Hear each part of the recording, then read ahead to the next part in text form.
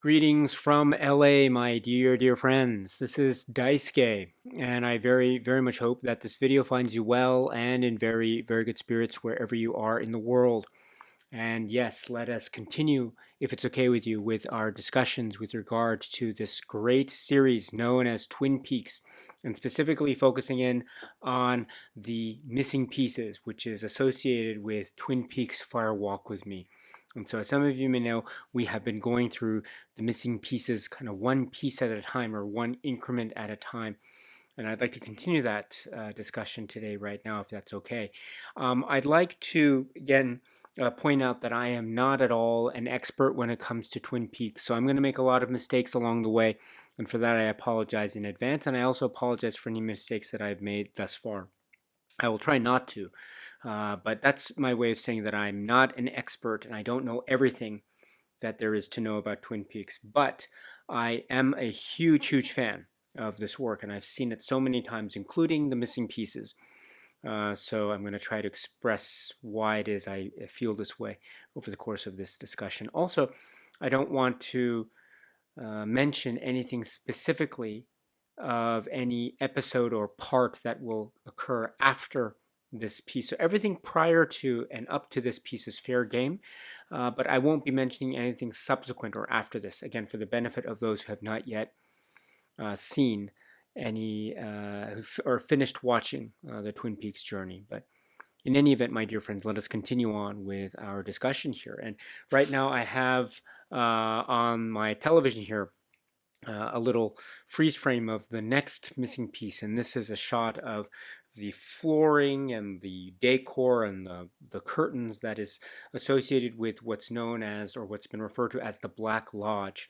And not only that, we have the marble countertop with the ring in the center and the sort of the ornate gold or gold lacquer or colored leg of this.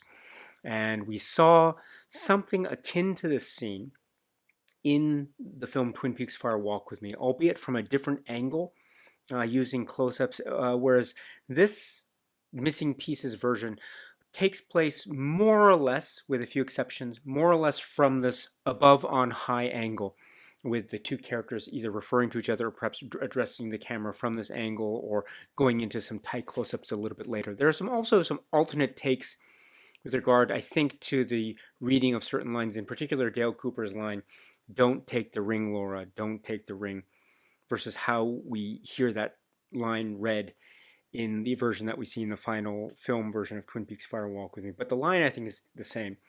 But we do have some additions or some embellishments that are included. For example, the man from another place circles his hand in a ring-like fashion over what appears to be the ring on the center of the countertop there. This is the ring. And he also has the very, I think, oft expressed and very apropos phrase, is it future or is it past? It's, of course, a link to the refrain of, the darkness of futures past, the magician longs to see. One chants out, between two worlds, fire walk with me. So future and past are mentioned in the same breath in that refrain. And here we have a slightly different usage of the words, although perhaps the one more thinks about it, the one more one might consider that perhaps there are more similarities than meets the eye. But in any event, is it future or is it past? This is one of the key questions, I think, whenever one is dealing with a progression through the stories of Twin Peaks. Sometimes we go backwards in time, sometimes we go forwards in time. Sometimes, like in Twin Peaks Fire Walk with Me, we are going prior to the events of the pilot episode Twin Peaks. So this is often referred to as a prequel. But is it a prequel or is it a sequel? And even if it's treated as a prequel, does that mean it's really a prequel, or are we having to consider a type of subsequent analysis of Twin Peaks, despite the fact that Twin Peaks Fire Walk with Me is holding itself out to be a prequel? Now, this is very fascinating because it sort of suggests this idea of the inevitability of a type of time continuity. Things go in a forward progression. It can't be helped. Even if we make a film that is a prequel, we always have the knowledge of what occurred first, which was, in terms of the film chronology, it happened later. So we're to have this confusion in our minds. When we watch Twin Peaks Fire Walk with Me, I think when I watch it, I don't watch Twin Peaks Fire Walk with Me and then watch the pilot. I don't know if that makes any sense. For me, I always watch the pilot in seasons 1 and 2, and then I go to Twin Peaks Fire Walk with Me. So I always find that circularity of going back to or going to Twin Peaks Fire Walk with Me, but only after watching the pilot. I find that to be a for me anyway, a type of comfortable route throughout the world of Twin Peaks when I rewatch it. I know for some people people maybe choose to watch the film first and then watch the pilot episode, but I don't know. There are jumps of continuity. For instance, the hairstyles. For instance, a certain demeanor, the clothing. I mean, it's very interesting to see the juxtaposition, for example, between how Leland Palmer is at the end of Twin Peaks Fire Walk with Me and how Leland Palmer is at the very start of when we first see him in the pilot episode. There is very markedly a type of difference. One could say that when you see him in the pilot episode, it's almost kind of a stretch to think, my goodness, what was he doing only a few hours prior to this, in the nighttime hours prior to the pilot? I mean, he was he was doing a lot of things if Twin Peaks Fire Walk with Me is any indication. So, but who knows, maybe because of the appearance of Bob, Leland Palmer is able to get enough sleep or get enough sustenance to be able to wake up the next morning and appear as though nothing out of the ordinary happened the night before for him anyway. But as we know from the resolution of Twin Peaks, at least up to a certain point in season 2, that was far from the case, and we get further embellishment as to what exactly happened, at least one version of it anyway, when we watch Twin Peaks Fire Walk with Me. So those and other considerations, I think, are really loaded when we think about this question, is it future or is it past? I mean, another way to think about this is, is it future or is it past? What time is this? What year is this, perhaps? So, as I was mentioning earlier, if Twin Peaks is anything, it's a world where we get a lot of questions.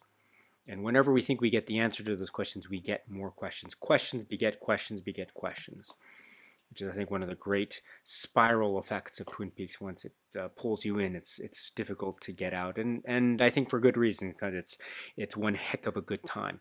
But another thing too to keep in mind with this, and at least right as we see it, again, when we're going to the Black Lodge or the Red Room, or I'm sorry, the Black Lodge area. I mean, we also have to think, where does it fit into the time continuum aspect? Time seems to pass, or does it? Again, it's not quite clear. Remember when the first shots of the Black Lodge, when we saw them in season 1, there seemed to be some indication of an aged Dale Cooper. There's also this indication of, I'll see you again in 25 years. Meanwhile, that closed out season 2. It's a very famous quote now, or it always was a famous quote, I suppose, but it's a very famous quote now. But so there's also an issue or a concept as to how time is treated within this place. So is it future or is it past? Perhaps the question being answered in this room itself is an indication of maybe time is handled differently there. And maybe that's why there's a sort of innocent naivete to the question that the man from another place is asking. Or maybe he's pulling the wool over everyone's eyes, and he's more knowledgeable than one might think, which might also be the case too, considering what one might speculate as to be the ultimate motives of the man from another place. But anyway, we have this sort of alternate take on a scene which seems familiar yet not familiar, similar yet different, which is one of the refrains I think is very potent in a re-examination or re-watch of Twin Peaks Fire Walk with Me. A very powerful one indeed. And of course, then we have the notion here of do you know who I am? I am the arm, and I sound like this. And the ring is taken into his hands and then brought close to the camera. And then Dale Cooper says, "Don't take the ring, Laura. Don't take the ring." So it's interesting to see the up on high angle versus the sort of mid to low angle that we see close out this missing piece. The high up angle reminds me too of the way in which the angel at the very end of Twin Peaks Fire Walk with Me hung up on high, as so floating in the air. And so it's interesting to speculate from what vantage point is this taking place? Whose perspective is this? And if we think of the association, if they're speaking to Laura, or if this is somehow or another a connection to Laura's inner thoughts or Laura's perspective, it's interesting then to remember how the angel too was from a high angle. So is that further maybe visual cue as to the close relationship between Laura on the one hand and the angel on the other? Again, I think it's fun to speculate about things, or perhaps there's none of that there. Who knows? It's up to you ultimately in terms of your own subjective viewing and experience of the world that is Twin Peaks, including the missing pieces, by the way. So I think this type of scene, it's whenever you get Black Lodge scenes, it's always it makes one sit up. It makes one curious as to what this all means. And again, questions beget questions beget questions. So there might not necessarily be the whole answer being laid out before us, but that's okay.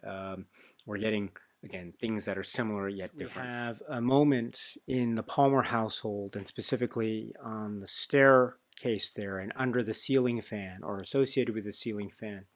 It seems like there is some association with what we can understand to be the voice of Bob.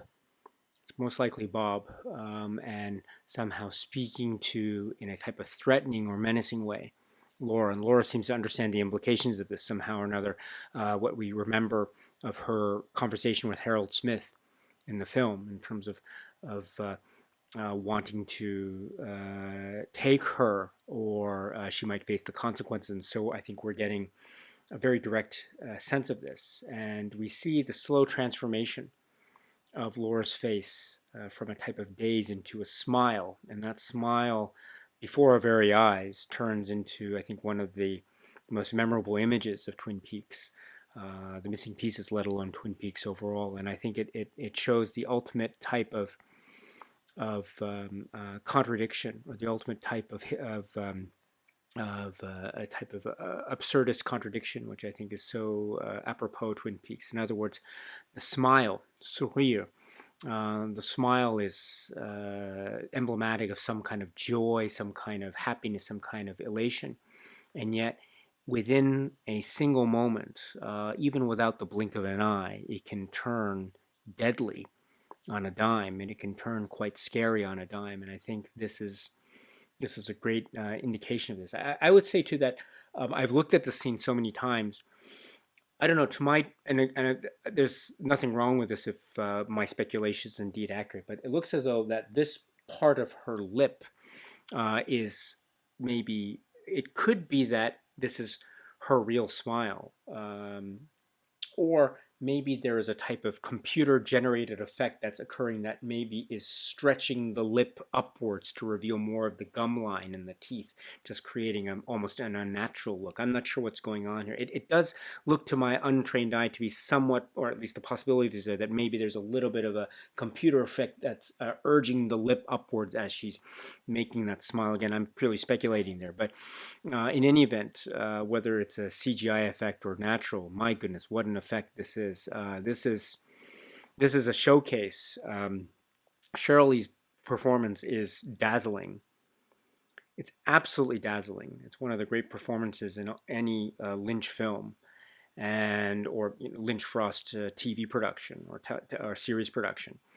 And it's a moment like this where, again, something happens and you see it, and it turns suddenly 180. And this is the brilliance of an artist like David Lynch and Mark Frost. Something that seems natural, that seems heavenly, that seems innocent, can turn deadly on a dime. And then it goes from here to Sarah Palmer, again at the bottom of the landing there, asking once again about the blue sweater, not realizing until Laura Palmer mentions it that she's wearing it. And Sarah Palmer is visibly upset by this. So it's almost like we see a sense of the forgetfulness of Sarah Palmer, or maybe she's taking it very, very seriously, and maybe it's a sign of some kind of impending doom or another. The blue sweater equals impending doom or another. Again, we mentioned the context of blue, blue roses, blue sweaters. It seems to be a lot of things, a lot of questions in a world of blue, maybe another way to put it. Okay. Next, we have a shot of what appears to be people leaving the church. So it seems to me maybe a Sunday or a church day. And then we cut to this shot of the Leo Johnson and Shelley Johnson. Now, we got a snippet of this in the film itself. And I would say, too, what we got in the film may have been a different take as well, judging from the tone of voice when Leo is delivering his line to Shelley about having a good attitude as part of the aspect of a healthy relationship, or them paraphrasing. So we're getting maybe a different take or an alternate take. The angle seems to be the same. Also, there's a bit of an extension to the dialogue, because here we have Leo really scrubbing at the floor, almost in a circular fashion, not unlike the way in which the man from another place was waving his hand over the ring in the ring or circular-like fashion. But in any event, trying to get the dirt from the floor, almost trying to peel off the layers. Leo is showing signs here of a kind of devotion to domesticity, whereas Shelley is very much off in a different place, saying that she has to go to work, she doesn't have time, and then this raises the ire of Leo, or perhaps the ire was already raised when you think about the character of Leo Johnson. It was just raised again, or it was leavened, or it was boistered upwards. I don't know what the case is, but Leo is always on edge, always on, even when you're trying to clean a spot, he's always on edge. So in any event, we have we had some moments of Shelley and Leo in the film Twin Peaks Fire Walk with Me, but again, we get a little bit more of the embellishment. So, and we get a little bit more of this decor. I love the wallpaper, by the way. It's a very interesting wallpaper. It's also interesting, again, to recall how the interior decoration of their living situation looked in the early parts of the seasons, Twin Peaks, versus how it looks now. It's a really interesting way. Things look similar yet different. Okay. Next, we have a scene with Ed and Norma together, alone, under the nighttime sky, in the vehicle, and we have some really lovely back and forth with regard to a breathalyzer, and Norma trying to fill around with the radio, trying to find the reception, and some discussion about are they fortunate, are they lucky, or is it some kind of accident of fate, which is, I think, very much part of that equation when we're talking about the quote-unquote doomed relationship between Ed and Norma, which is one of the great subplots of Twin Peaks. I always have been a fan of this subplot in the series, seasons 1 and seasons 2, or season 1 and season 2 of Twin Peaks. And we'd never gotten in the film Twin Peaks Fire Walk with Me, I don't think we'd ever gotten anything direct about Ed and Norma. So first of all, to have this scene and to be able to watch it in the context of Twin Peaks and the missing pieces, that is gold, absolute gold. But I don't know how to explain it, except to say that for me, watching the scene really brought home to me just how much I love the plot of Ed and Norma. I love that plot.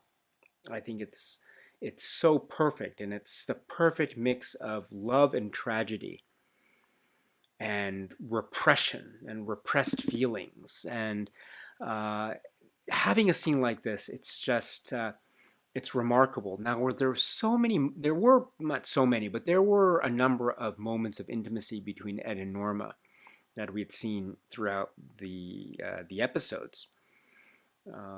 Scenes where they were intimate, and they were together and alone without Nadine, etc., without Hank.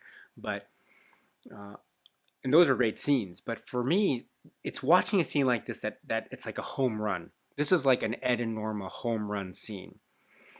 I think it could be, if I had to rank my top favorite Ed and Norma scenes, this could be like in my top 1 or 2.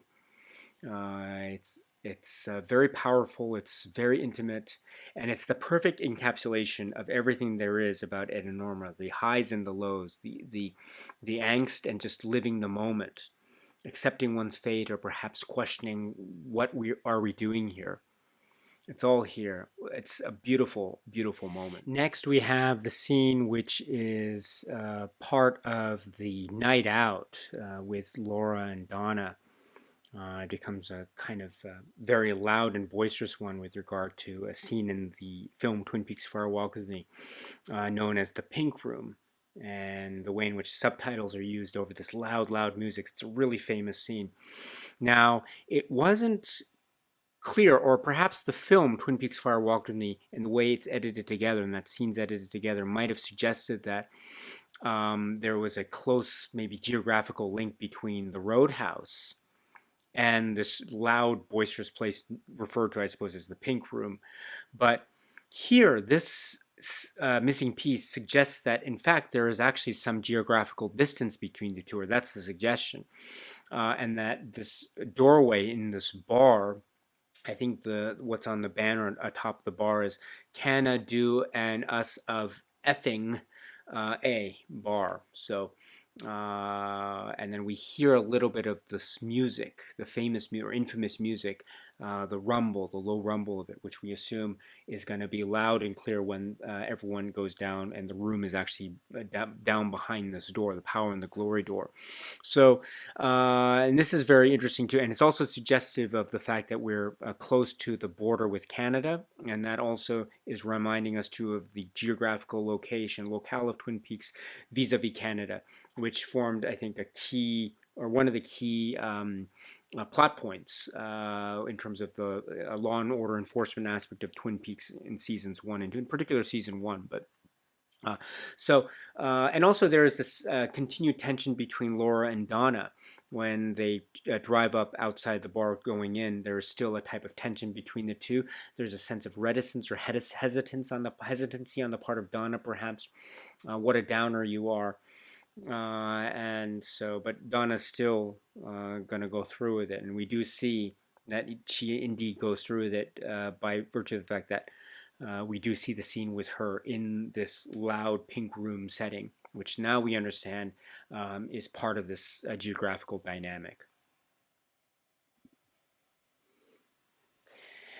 And now we come to another scene, which is a kind of iconic or famous scene because, well, this is Mike, and we see him in this nondescript room lighting candles, or maybe unlighting candles, because it seems to be in this backward speak with the line apparently is "Fire walk with me," and again this seems to be in the reverse, much like the way that time is handled in the Black Lodge. And so it begs the question, where are we, and why does time seem to be operating in this manner? Again, we're not quite sure.